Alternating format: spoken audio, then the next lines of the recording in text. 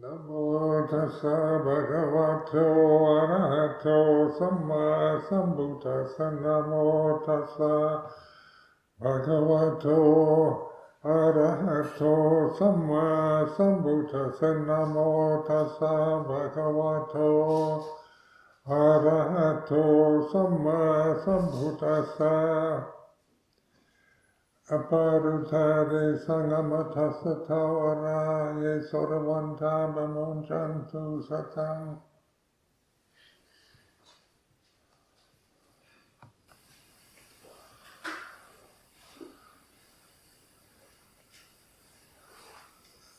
This afternoon, an opportunity to reflect on Dhamma, the way it is, and I'd like to explain that, encourage you to pay attention how my words affect you. It's a reflective way of referring to Dhamma rather than a teaching you Dhamma. So reflecting, to look inward, to be aware of what I say, the words I use, the concepts that I say are how they affect you, and whether you find you understand them or don't understand them, or like them or don't like them, agree or disagree. So the Buddha's teaching, his first sermon after his enlightenment, according to the Theravada Pali tradition, is called the Four Noble Truths. And the first noble truth is that the simple statement that there is suffering. So this interested me very much many years ago, and I thought, well, after you're enlightened, what do you teach? And he was teaching his 5 colleagues who'd been practicing meditation techniques for many years already. They weren't just beginners. But just the simple teaching there is suffering is a way of reflecting on experience that we have through our bodies and our senses. So before I even met Luang Cha, I was a samanera, a novice monk, for a year in another monastery, and I spent a year meditating on the first and second noble truths, which the first one, as I said before, is there is suffering and there is the cause of suffering. Because my religious experience prior to this was that it's about believing what you're told. So I was asked to believe in doctrines, teachings about God, about love, about sacrifice, and these were oftentimes very inspiring. We talk about universal love or something like that, that's quite inspiring. So the question was, because suffering is not very inspiring, so we think there is suffering, we take that for granted, And yet putting it in this category of a first noble truth is very interesting. To understand suffering is what we think Buddha encourages us to do. Understand it, not to blame it on others or conditions, but to begin to see the reality of suffering, of our clinging attachments, fears, fear of old age, sickness, death, and relationships, disappointments, grief and despair are very much a part of all our human experience. So to understand suffering, the first noble truth, there's 3 aspects to each truth, and the first one is just the statement, there is suffering. and then the second is to understand it, and then the insight, I understand suffering. And of course this is directed at, we go inward rather than outward. So in the worldly life, one tends to blame suffering on external causes. It's because of disappointment or ill health or unfair treatment or bad weather or all kinds of possibilities to blame, that we suffer because of the weather, because of our relationship, because of our fear and anxiety about the future. And so the worldly sense is to always blame our suffering on an external object. So this means important, significant situations to look inward. So we're looking inward, we're observing, we're taking the position of the observer, the watcher, rather than the critic. So we're not criticizing anything because it's about, that's another function, but just being the watcher of one's own experience in daily life is the right direction. So in the traditional formula that we have in this tradition is we take refuge in the Buddha, the Dhamma, the Sangha. So this is a very ceremonial experience. We lay people take refuge in Buddha, Dhamma, Sangha, and as well as samanas, monks and nuns. And so for those of us who weren't brought up in Buddhist countries, brought up in the West, we perceive Buddha as something, some special force. We relate to it as a teacher who had passed away 2,500 years ago. And so do you ask yourself, are you taking refuge in a dead teacher?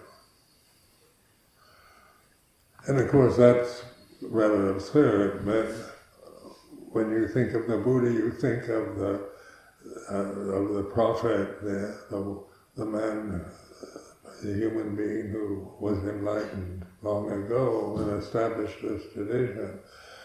But in terms of practice, meditation practice, when we take refuge in the Buddha, we're being the observer, the watcher. The Buddha is the awakened one. And when you're just observing without criticizing, without thinking, just observing, it's like this. That's Buddha, awakened consciousness. So then you begin to see it's not just old-fashioned religious ceremonies, but something extremely inspiring in itself, to take the Buddha position rather than the personal witness to experience.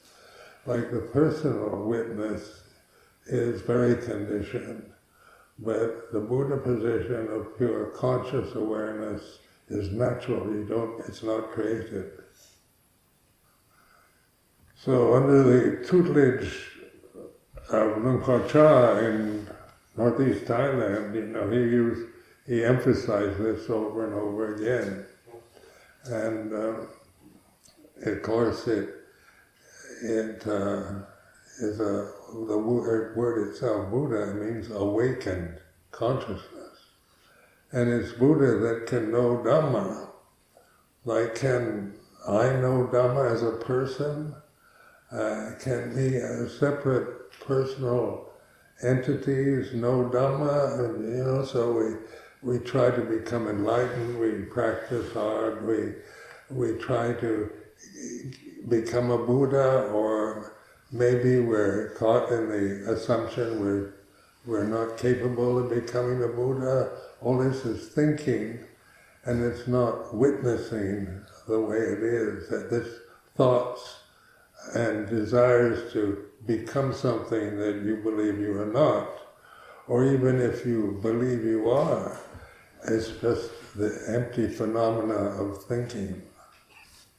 So the second refuge, like a refuge means a safe place, the second refuge is in Dhamma, and this is another Pali word which,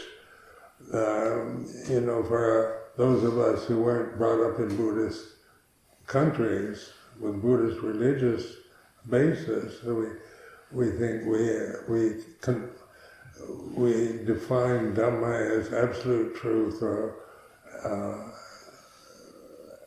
supreme truth, or we always put it in the superlative sense of some kind of truth, but the word truth is an abstraction. It's what is the ultimate truth or the absolute truth. So then Dhamma is consciousness, which we don't create. It's not through the senses that we see the Dhamma, but through the witnessing of the way it is. This witnessing position of Buddha, knowing Dhamma, then this is when we take the position of the witness, then we see that the conditions we identify with are not what we are. We're not really limited, separate form in a male or female body. So Dhamma is what is completely natural, uncreated, and you can call that absolute, the absolute truth, the absolute, or put it in these terms. But the reality is always here and now. Dhamma is awareness here and now, and that is our entrance to enlightenment, is when we are being the witness, aware of the way it is. So what is the way it is? And of course, we begin to be the observer that all our conditioning, our bodies, our senses, our eyes, ears, nose, tongue, our brain, all are changing. They're impermanent. They have no real kind of permanent stability that we tend to assume that they are stable, but we begin to see and notice the way it is, how your consciousness, your thinking process changes, just trying to listen and understand me, how can you really witness to that in a continuous way through taking everything personally. So the way it is that all conditions, all that has form, all that we see, hear, smell, taste, touch, think, feel, is changing. Its very nature is to be born and die, to have a beginning and an end. The second noble truth is to understand the desire, sensual desire that we have through seeing, hearing, smelling, tasting, touching, feeling, sensual desire through the senses, and that is easy enough for most of us to understand, the desire for pleasure, beauty, success. And then bhava tanha is, there's three kinds of desire. Bhava tanha is the desire to become something that you're not, or that you believe you're not. Like wanting to become enlightened, or become an arahant, or become something that you might meditate upon in order to become, is a form of desire or tanha. And the third tanha is vipava tanha, which means to desire to get rid of what you don't like. So in meditation, one witnesses desire, and it's very well expounded in this teaching, because for my own self, my own background, desire is are usually related to sexual desire or greed for pleasure. And so when you talk about desire, you tend to think of just sensual desire. And then Bhava Dhamma was what I ordained for, to become enlightened. I felt I was unenlightened, confused, and unhappy person, and I wanted to become enlightened because I didn't quite know what that would be like, but it sounded very good. And then Vipavadana was trying to get rid of desires, trying to get rid of sexual desire, trying to get rid of hatred and anxiety and worry and fear. And so much of my early experiences as a Buddhist monk was trying to attain and trying to get rid of. So when I began to contemplate desire, witness it, I began to notice. So much of what I call meditation practice was trying to control everything, trying to get concentrated properly on an object, trying to attain all kinds of high levels of concentration, because these appealed to my ego. They seemed desirable in states that one would like to achieve. I began to notice that this was a form of Bhava-dhamma. So for a while, in the early years, one has to, before you realize you're not what you think, or you're not a conditioned form, you have to, there are all kinds of meditation techniques available and different teachings on how to attain samadhi. In Thailand, it was very much, everybody wanted, especially the Western monks or Western Buddhists living in Bangkok were very much interested in getting samadhi, getting concentration, and getting jhanas. And of course, my conditioning was like that. It was these sounded like very desirable states to attain. And so I spent the first few years trying to attain these states. And then I noticed even when I did get very tranquil, it wouldn't last very long. And then you take it personally, like I lost my concentration. You see it in terms of failure, and can feel despair after years of meditation practice. So fortunately, just by witnessing, being aware of desire as a condition that arises and ceases, that it's not a permanent condition, and no condition is impermanent. And the insight into the second noble truth is to let go of conditions, of phenomena that we're very bound to and identify with.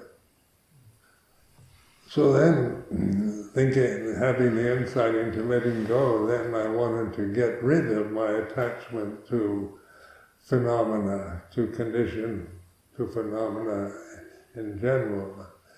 And because I understood the words, but letting go in my mind was to get rid of things rather than to just relax and let things be as they are. So like letting go is not to get rid of, but to release your grasping, your efforts to hold on to phenomena, to conditions. So the first noble truth is a simple statement: there is suffering, which is nobody's going to deny that. But to understand it means to be the witness, take the position of the Buddha position, who then can know Dhamma, ultimate reality, So what is Dhamma?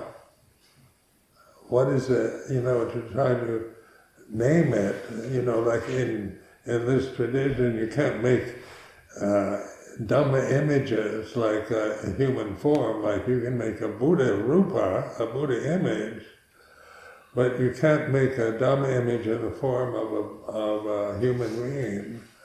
So they use symbols like the Dhammajaka, the wheel of life, and so forth. So Dhamma is apparent here and now, meaning Dhamma is right now, it's being the witness to the way things are, all conditions are impermanent. And Dhamma is natural, it's uncreated, unborn, featureless, without end, without beginning.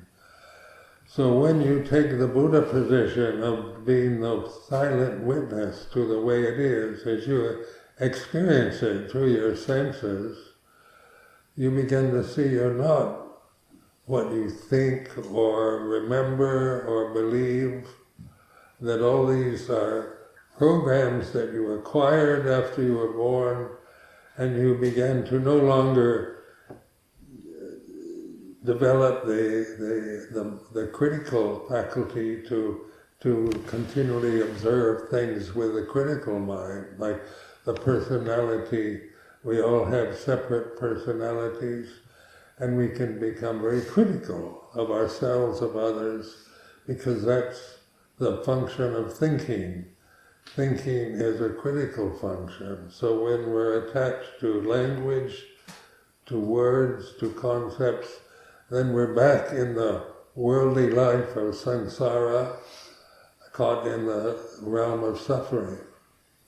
So the insight into the first noble truth is to understand suffering. The second is to let go of the causes and to let go of desire.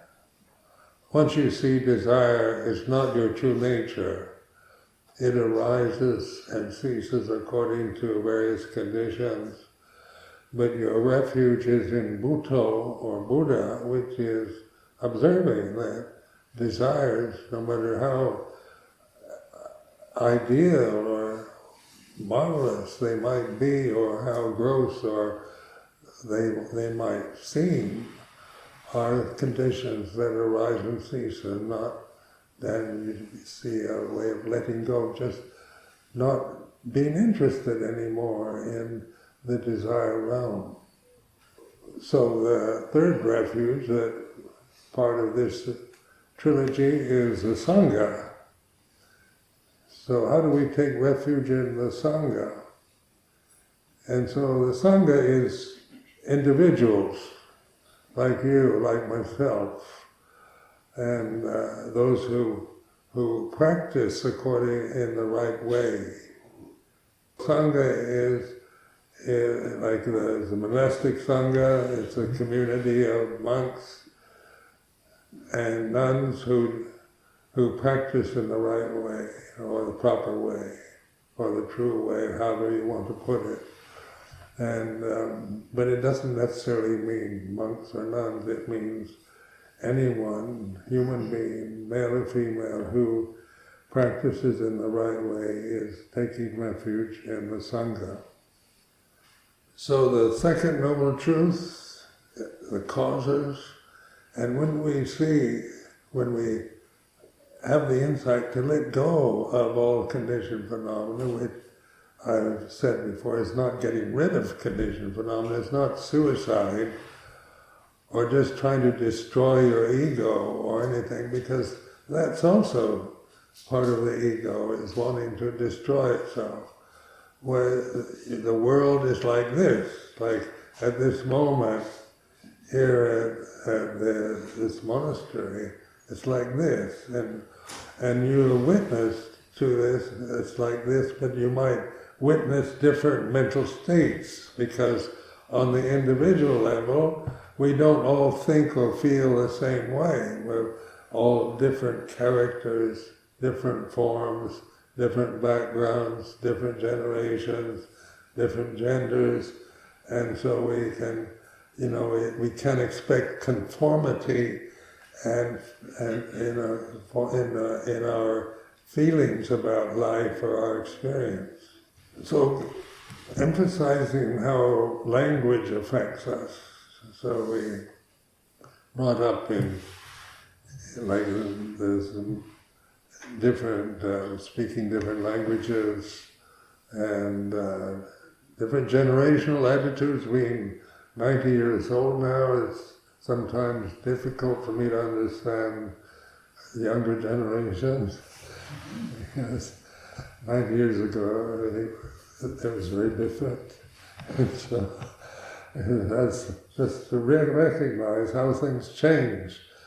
And if you're stuck in your own beliefs and positions and concepts, then you don't understand change. You just think, like a lot of old people think, the younger generation is degenerate or not proper, like what we remember when we were young. Being a monk for 58 years, like you talk to monks of my generation and they say, these young monks now, they didn't have to go through the suffering we did, and they have iPhones and we didn't. So this is the thinking of an old person. Because the generations change over 90 years, and cultures change. Like I was born in the United States, so that, it's changed considerably from what it was like in the 1930s, 1940s. So, and then you think, 1950s were supposed to be the kind of peaceful years, and but I remember in the 1950s complaining about the American government and the President of the United States. And it was just part of, in the university life, to be critical of the government, of your elders, and then you attach to these memories when you're still 60 years older, and they bind you to a realm of suffering that's unnecessary, because what you really find through this practice that the Buddha proclaimed is that your true nature is pure consciousness. And that is unitive, it unifies, it's universal, it's not personal. That ultimately we identify with what's imperfect and changing and subject to pleasure and pain and success and failure.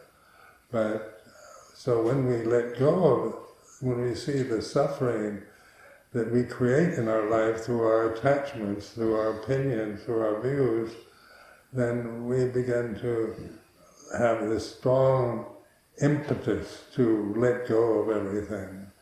And when you let go of everything, what is left is just pure conscious awareness, which is very peaceful, and it's freedom from the illusions that you created in your life. And so the result is Nirodha, the third noble truth, the end of suffering. The fourth noble truth is what they call the Eightfold Path, which means right understanding or perfect understanding. So the first step on the Eightfold Path is right understanding, meaning you know this for yourself. You're not just quoting the suttas or the scriptures or the teachers. You know for yourself what you really are, and that leads to right intention, right action, right speech, right livelihood, right effort, right concentration, and right my concentration. Old age has its limits.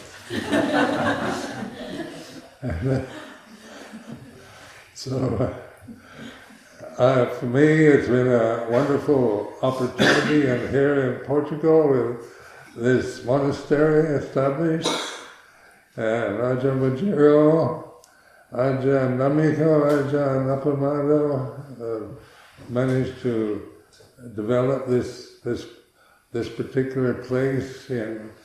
I haven't been here in 6 years. The last time was in 2018. And then I retired from being the head monk of Amaravati in England when I was 76. And so then I went back to Thailand for 10 years and stayed in a very nice monastery north of Bangkok, and it was a very pleasant 10 years. And then I became homesick for England. And I thought, I'd be more use in England than in Thailand. And so here I am. And then I appreciate all your interest here in Portugal, and I'm expressing my gratitude for the reception that I've received here, and I will end this talk at this point. Thank you.